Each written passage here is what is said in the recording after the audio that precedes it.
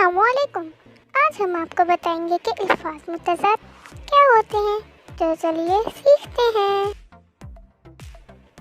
मुतज़ाद मुतज़ाद का मतलब है उलट।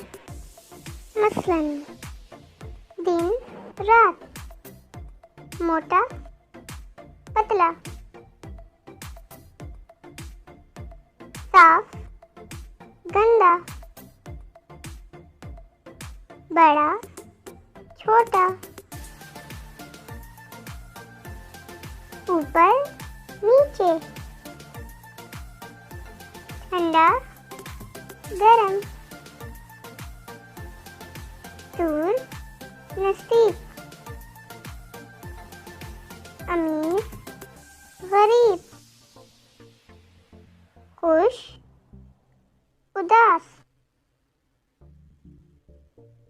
चांद सूरज, गलत दुरुस्त,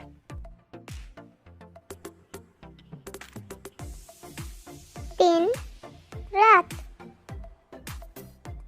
मोटा पतला,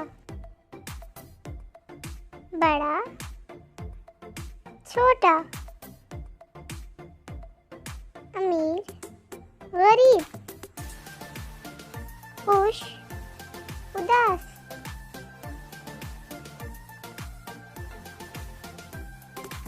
दुरुस्त गलत, दूर नजदीक, ठंडा गरम, ऊपर नीचे, साफ गंदा।